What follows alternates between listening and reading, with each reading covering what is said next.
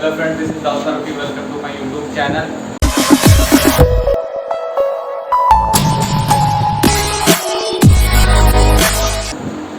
आपको मैंने पढ़ाया था गॉस की प्रमेय का पाठ। इसके 6 डेरिवेशन थे। हमने आपको आधे ज़्यादा करा थे। लास्ट के 2 डेरिवेशन है। आज आपका लेसन फिनिश हो जाएगा। आज आप देखिए गॉस की प्रमेय की सहायता से कूलाम के नियम का निगमन ये कैसे करते। अब आप देखिए, इसके लिए पहले फिगर देखिए। माना कोई बिंदु O है जिसमें प्लस क्यू आवेश स्थित है या रखा हुआ है। O से r दूरी पर कोई बिंदु P है। यहां पर P बिंदु पे विद्युत क्षेत्र की तीव्रता ज्ञात करनी है। इसके लिए आप एक O को केंद्र मानकर r त्रिज्या का एक गोला की रचना कर लीजिए। गोले की रचना आपने कर ली।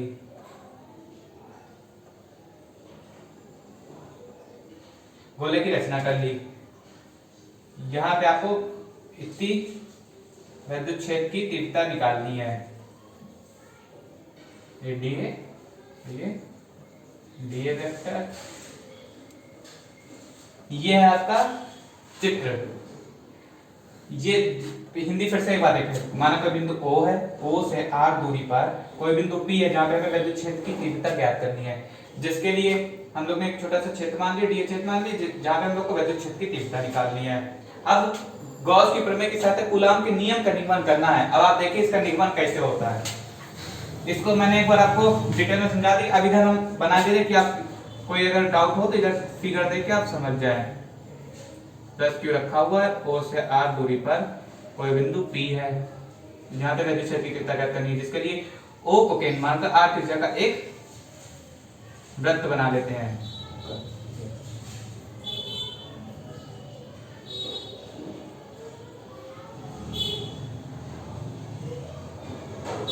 अब इसका देखिए क्या डीए वेक्टर क्षेत्र के कारण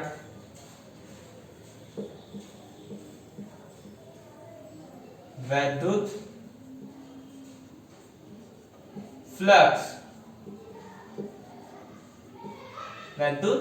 फ्लक्स क्या होता है।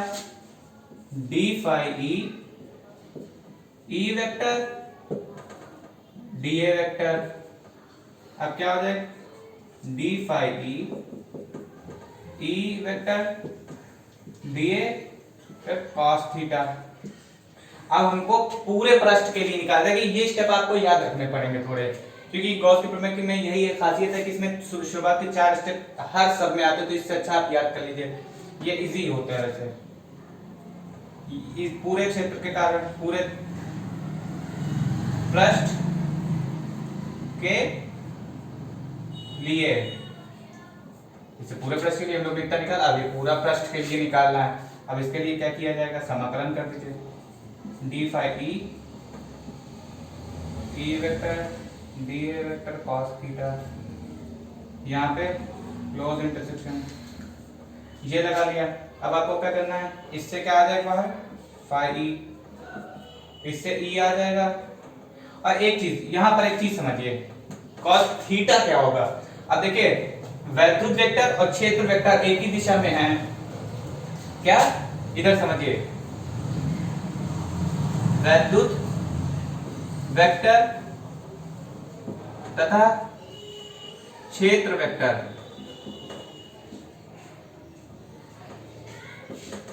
एक ही दिशा में है। जब विद्युत वेक्टर और क्षेत्र वेक्टर एक ही दिशा में होते हैं तो यहाँ पे थीटा का मान ऑटोमेटिक 0 हो जाता है। 0 डिग्री हो जाता है थीटा का मान।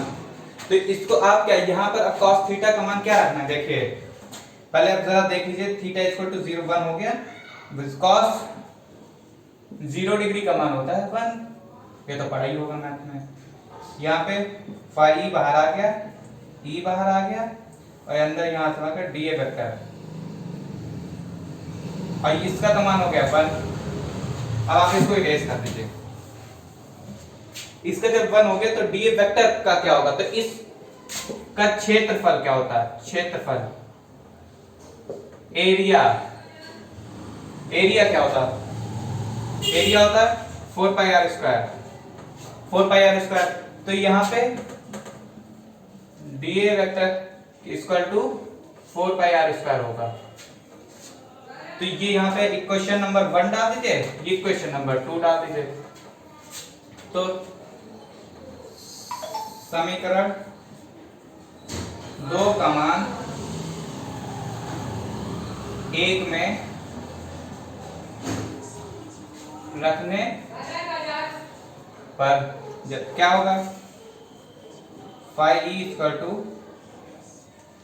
ए इंटू, अब यहां पे क्या हो जाएगा? ये आप रखिए 4 pi are square A into 4 pi are square, ये आ गया हम लोग का।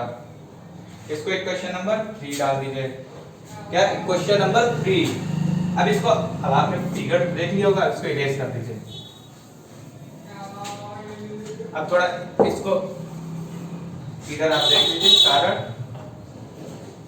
वैद्युत फ्लक्स। अब ये आपने रख दिया। अब यहां पर गॉस की प्रमेय की सहायता से, गॉस की प्रमेय की सहायता से, गॉस की प्रमेय की सहायता से आपने क्या पढ़ा था? E equal to Q upon epsilon naught. Equation number 4, 3 व 4 की तुलना करा दीजिए। क्या? ये जो फाइव ई इक्वल टू, ये होती है गॉस की प्रमेय। सही, मैंने फाइव नहीं लिखा था। अब आप इसकी तुलना कराइए, तो E into 4 pi are square equal to Q upon epsilon naught. इसको नीचे भेज दीजिए, E equal to Q upon 4 pi are square epsilon 0। अब वैद्युत क्षेत्र की तीव्रता के सूत्र से इसको डाल दीजिए 5। Equation number 5। अब वैद्युत क्षेत्र की तीव्रता से वैद्युत क्षेत्र की तीव्रता के सूत्र से। अब इसका आप पूछिए सूत्र क्या होता है? V equal to F upon Q0। अब जब F इधर आएगा तो E उधर मल्टीप्लाई में चला जाएगा, तो F equal to E into Q0। तो अब ये इक्वेशन नंबर डाल दीजिए 6। ये देखिए यहां पर क्या किया हमने, उधर भेज दिया तो ये इधर F आया तो इनटू में चला गया E। अब आपने क्या देखा? E का ये जो ये E है, E किसके बराबर है? ये है इतने के बराबर, Q upon 4 pi are square epsilon naught. तो आप इसका ये मान उठा के यहां रख दीजिए, बस आपका आंसर आ जाएगा। देखिए बस लास्ट स्टेप है, क्या लिखा? F इक्वल टू E का मान क्या है? Q upon 4 pi are square epsilon naught into Q0। ये आंसर, इसे भी आप छोड़ सकते हैं, थोड़ा अच्छा करने में सोचिए। तो ये हो जाए 1 upon 4 pi into Q0 upon 4 pi epsilon naught into r square newton coulomb. यही कूलाम का निगमन है, यही कूलाम का निगमन है। आपने क्या किया देखिए एक बार, गॉस की प्रमेय की सहायता से कूलाम के नियम का निगमन आपको ये निकाला था, प्रूव करना था। तो आपने क्या, दिए क्षेत्र के कारण वैद्युत फ्लक्स निकाला पूरे पृष्ठ के लिए।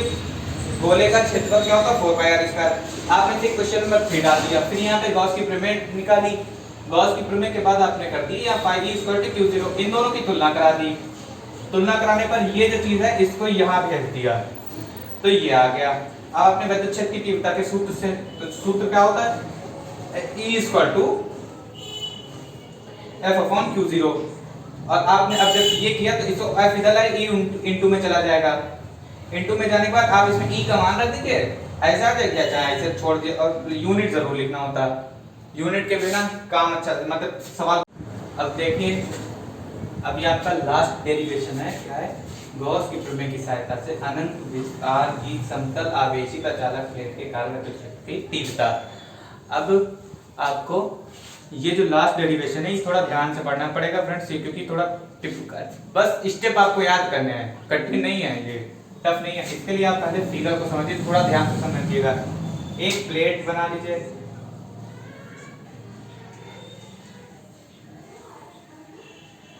जिसको हमने ABC नाम दे दिया, ABC ये D बना लिया। माना कोई प्लेट पे एक अनंत विस्तार से समतल आवेशित जिसमें प्लस क्यू आवेश एक समान रूप से वितरित हैं। प्लस क्यू नहीं, प्लस धनावेश खाली।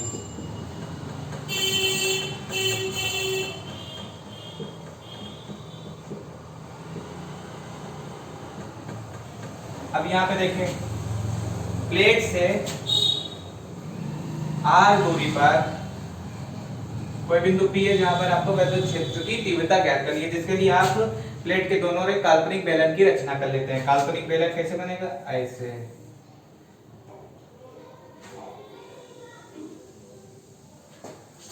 याद का हो गया काल्पनिक बेलन। बेलन यहाँ पे क्षेत्र क्या है? यह 90 डिग्री। DA2 वेक्टर, ये है DA3 वेक्टर।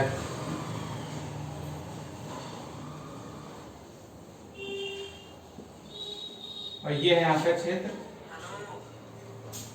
DA1, तो ये ऊपर DA1 वेक्टर ए बिंदु ओ नहीं, ओ से नहीं, सीधे प्लेट से। अब देखिए क्या है, एक अनंत विस्तार की समतल आवेशित अचालक प्लेट है जिसपे प्लस धनावेश एक समान रूप से वितरित है, जिसके लिए हम लोग एक प्लेट से r दूरी पर कोई बिंदु P है जहां पे हम लोग को विद्युत क्षेत्र की तीव्रता ज्ञात करनी है। तो जिसके लिए हम लोग ने DA1 vector, DA2 vector, DA3 vector, आपको याद है इससे पिछले पहले वाली वीडियो में ऐसे एक सवाल था, तीनों का वेक्टर निकालना है, उसको प्लस करना है, फिर आएगा इसका आंसर। तो पहले हम DA1 वेक्टर का निकालेंगे विद्युत फ्लक्स, फिर DA2 विद्युत फ्लक्स निकालेंगे, फिर DA3 का विद्युत फ्लक्स निकालेंगे, उसके बाद उसको पूरा जोड़ देना है। अब आप देखिए, पहले इतना करिए, फिगर देखिए फ्रेंड्स, समझ आ गया होगा आपको।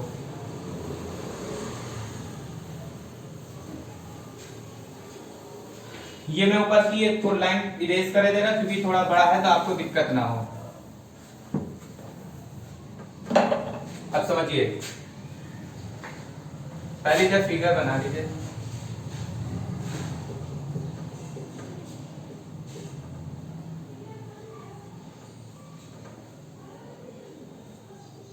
जो आपको समझ आएगा,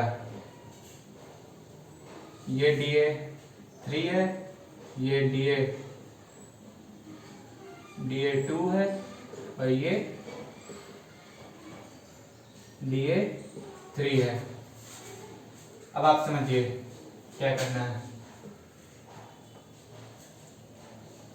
अब आप ये friend sorry, this is DA1। अब आपको देखिए क्या करना है।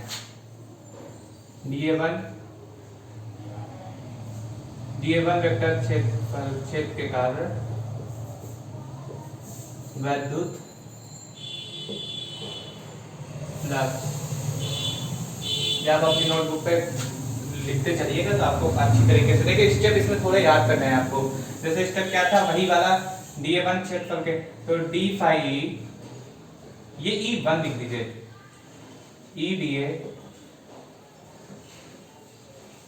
EDA vector.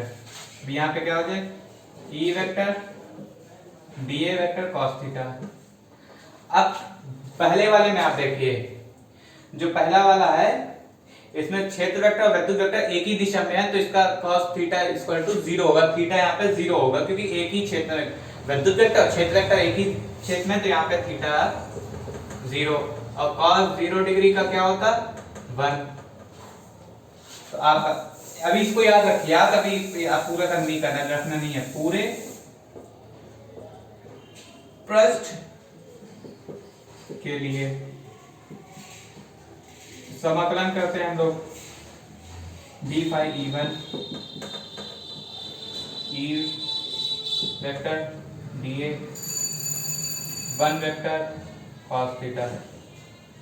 इसका तो फाई ई वन आ गया, ई बाहर आ जाएगा, डी ए वन, ये तो इंटू वन। तो इसी अब यहाँ पे थीटा का मान रख दिया हमने, थीटा का मान रख दिया यहाँ पे वन। अब आपको क्या करना है, D A one vector equal to A. तो इसका ये क्वेश्चन नंबर 1 डाल दीजिए, ये क्वेश्चन नंबर 2, 2 का मान 1 में रखिए। फाई वन इक्वल टू ई ए, ये आ गई पहली, आपका फाई वन निकल आया। तो फ्रेंड्स आप इसको इधर इरेज कर दीजिए, एक इधर हम लोग ने बना दिया फाई ई वन आया है ई ए, मतलब पहला आपने निकाल लिया। ओके, आपका ये टास्क पहले का पूरा हो गया। अब इसका दूसरे का निकालिए। दूसरे का क्या निकालना है, क्या कहां से निकलेगा, अब देखिए यहीं पर ये हो गया dA2, dA2 क्षेत्र के कारण विद्युत फ्लक्स, इसमें d फाई E2 आप जानते हैं, EDA क्या होता है, EDA cos थीटा होता है। cos थीटा यहाँ पे लिख दीजिए, मैंने वो ये होता है cos थीटा होता है। अब क्या करना होता है, पूरे पृष्ठ के लिए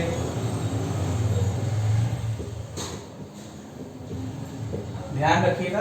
अब हम जब dA2 का है तो ये वाला निकाल रहे हैं, इसके बाद ये निकालेंगे। ओके, देखिए पूरे पृष्ठ के लिए समाकलन d फाई E2 समाकलन close intersection EDA cos theta. अब आप पूछिए तो इसमें cos थीटा का मान क्या रखेंगे, यहाँ पे तो 90 डिग्री बन रहा है। तो फ्रेंड्स क्षेत्र का विद्युत वेक्टर एक दूसरे की दिशा में नहीं है, समतल समांतर, तो यहाँ पे क्या है 90 डिग्री बन रहा है, 90 डिग्री। तो कोई बात नहीं, theta equal to 90 degree, cos 90 होता है 0, cos 90 0 होता है। तो यहाँ पे आप पहले समाकलन कर लीजिए, फिर थीटा का मान पुट करिएगा। फाई E2 ई बाहर आ जाएगा, dA वेक्टर 0 इंटू इसको 0 इंटू 0, तो 0 इंटू ऑल थिंग्स 0 हो जाएंगी। इसके आगे मैंने यहाँ पर dA वेक्टर का क्षेत्रफल होता है EA, तो यहाँ पे ये तो आ नहीं रहा है, तो यहाँ पे क्योंकि इंटू में 0 लगा है, तो इंटू जब इससे होगी तो ये भी 0, इसकी इंटू होगी इससे 0, तो इसका क्या निकल आया 0। तो फाई E2 0, आपने ये भी निकाल लिया। अब आपको ये बिगाड़ दीजिए जिससे आपको फिगर साफ साफ दिखता रहा। अब आपको dA3 निकालना है लास्ट। देखिए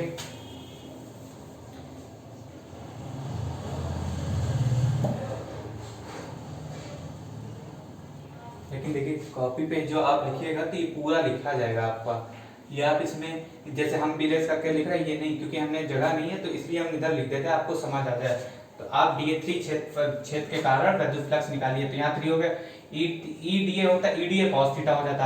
अब पूरे पृष्ठ के लिए निकालना है, तो कहां से निकले, देखिए पूरे पृष्ठ के लिए सिंपल d समाकलन करिए d फाई E3, क्योंकि पूरे पृष्ठ के लिए मतलब इतना सा है, तो पूरा एक निकालने के लिए क्या करा जाता है, समाकलन इंटरसेक्शन। अब देखिए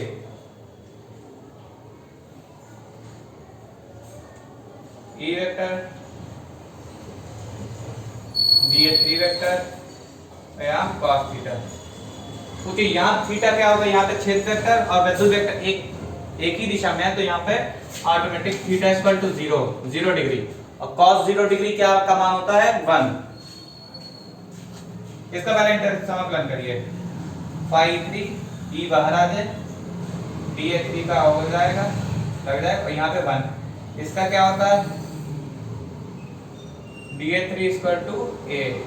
okay friends, 5E3 equal to E, ये मान यहाँ पुट कर दीजिए, ये क्या होता है EA। आपने 5E3